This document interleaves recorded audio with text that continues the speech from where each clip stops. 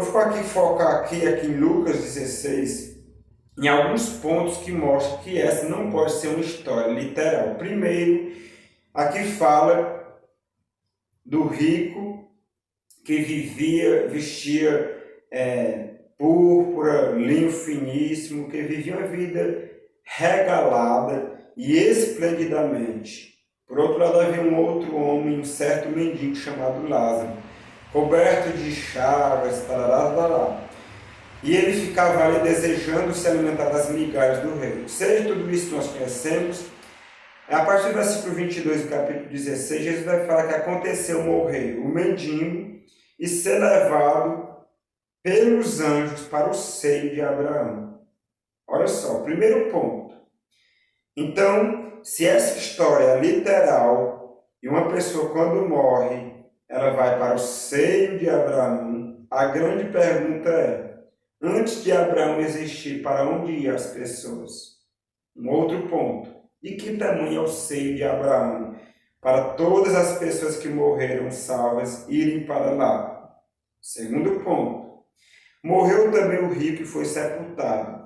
No inferno, estando em tormentos, levantou os olhos e viu ao longe Abraão e Lázaro no seu seio. Olha só. Então, clamando, disse, Pai Abraão, tem misericórdia de mim, manda Lázaro que molhe em água a ponta do dedo e me refresque a língua, porque estou atormentado nesta chama. Um outro ponto.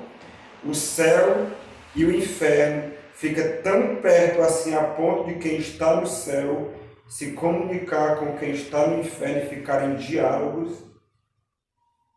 Terceiro ponto importante para refletirmos, que essa não pode ser uma história literal, definitivamente. Mas o texto segue dizendo, disse, porém, a Abraão, filho, lembra-te de que recebeste os teus bens em tua vida, e Lázaro igualmente os males. Agora, porém, aqui ele está consolado e tu em tormentos. Um outro ponto. A Bíblia condena veementemente, são práticas abomináveis diante de Deus, a comunicação com os mortos. Como que Jesus iria ensinar a comunicação com pessoas que partiram, que morreram?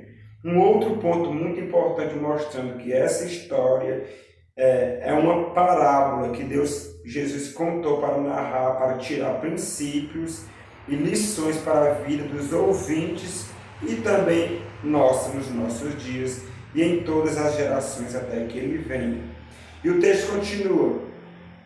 E além de tudo está posto um grande abismo entre nós e vós, de sorte que os que querem passar daqui para vós outros não podem, nem os de lá passar para nós.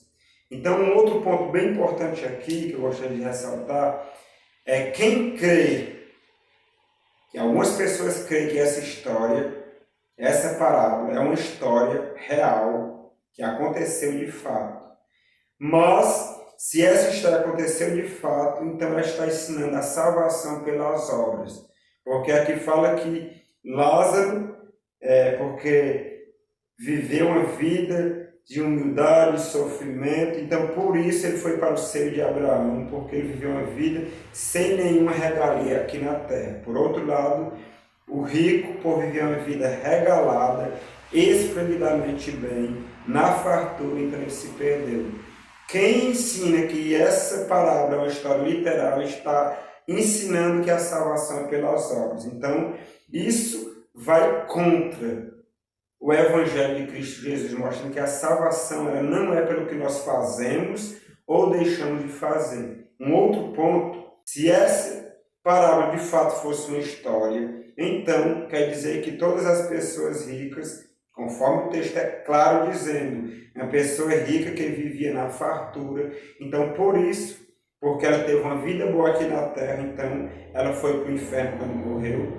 Então quer dizer que nenhum rico se salvaria. O que dizer do próprio Abraão, que foi um homem muito rico? O que dizer de Davi, que foi um homem muito rico? O que dizer de Jó, que foi o mais rico do seu tempo, de todos que viviam no Oriente? O que dizer de Salomão? O que dizer de tantos e tantos outros homens que foram ricos e que morreram salvos em Cristo Jesus? Portanto, estes e outros pontos que poderíamos tirar aqui mostram claramente que essa não pode ser uma história real. É uma parábola e Jesus estava mostrando simplesmente que depois da morte não existe mais nenhuma possibilidade de salvação.